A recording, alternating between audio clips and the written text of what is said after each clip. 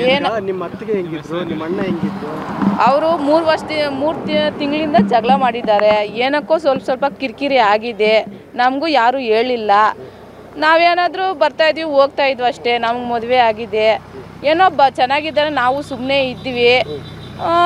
ಇತ್ತೀಚೆಗೆ ಅವಳು ಈ ಥರ ಮಾಡ್ತಾ ಇರೋದು ನಮ್ಮ ಅಣ್ಣಗೆ ಗೊತ್ತಿದೆಯೋ ಗೊತ್ತಿಲ್ಲ ನಮಗೆ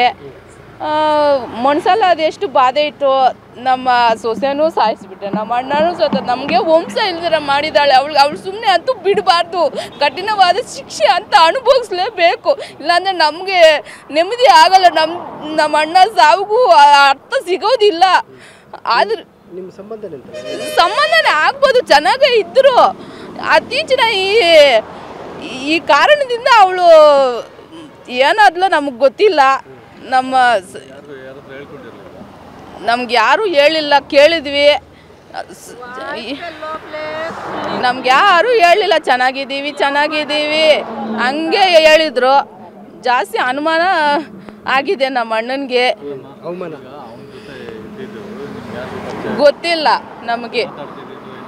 ಫೋನಲ್ಲಿ ಏನೋ 3 ಮಂತ್ಸಿಂದ ಕಾಂಟ್ಯಾಕ್ಟ್ ಇತ್ತಂತೆ ಅದು ಏನಾದರೂ ಕೇಳಿದ್ರೆ ನಮ್ಮ ಅಮ್ಮನ ಜೊತೆ ನಮ್ಮ ಅಪ್ಪನ ಜೊತೆ ನಮ್ಮ ರಿಲೇಷನ್ನು ನಮ್ಮ ದೊಡ್ಡಮ್ಮ ನಮ್ಮ ಚಿಕ್ಕಮ್ಮ ಅಂತ ಹೇಳ್ತಾಯಿದ್ರು ಹಂಗೆ ಹೇಳಿದ್ರೆ ನೀವು ಅದನ್ನ ನೋಡೋಕ್ಕಾಗಲ್ಲಲ್ಲ ಯಾರೂ ನೋಡೋಕ್ಕಾಗಲ್ಲ ಮತ್ತು ಕಂಪ್ಲೇಂಟ್ ಕೊಟ್ಟ ಮೇಲೆ ನಾವು ಕಾಲಿಸ್ಟ್ ನೋಡಿದ್ರೆ ಅವನ ಹೆಸರು ಬಂದಿದೆ ಈಚೆಗೆ ಅದಕ್ಕೆ ಮುಂಚೆ ನಮ್ಗೆ ಗೊತ್ತೂ ಇಲ್ಲ ನಾವು ಅವರು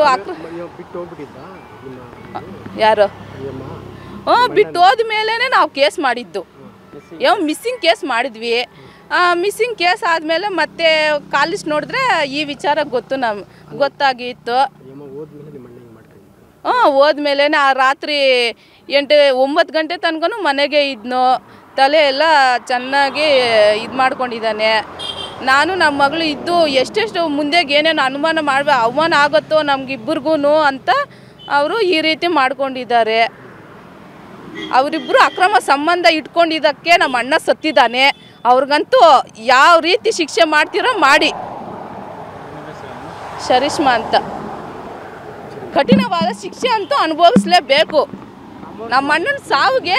ಸ್ವಲ್ಪ ಆದರೂ ತೃಪ್ತಿ ಕೊಡಬೇಕು ಅಷ್ಟು ಅವಮಾನ ಕೊಟ್ಟು ನಮಗೆ ವಂಶಧಾರಕ್ಕೆ ಅಣ್ಣ ಅಂತ ಕರೆಯೋದಕ್ಕೆ ಇನ್ನೊಬ್ರು ಇಲ್ಲ ತವ್ರ ಮನೆಗೆ ಬರೋಂಗಿಲ್ಲ ನಾವೀಗ ಯಾರು ನಾವು ನೋಡ್ಕೊಂಡು ಬರೋದು ತವ್ರ ಮನೆಗೆ ಬಂದರೆ ಅಣ್ಣ ಅಂತ ನೋಡೋಕ್ಕಿಲ್ಲ ಇವಾಗ ನಮಗೆ ಯಾವ ಊರ ಅಂತ ಅವನ್ನಂತೂ ಇಬ್ಬರನ್ನು ಬಿಡಲೇಬಾರ್ದು ಕಠಿಣವಾದ ಶಿಕ್ಷೆ ಅನುಭವಿಸ್ಲೇಬೇಕು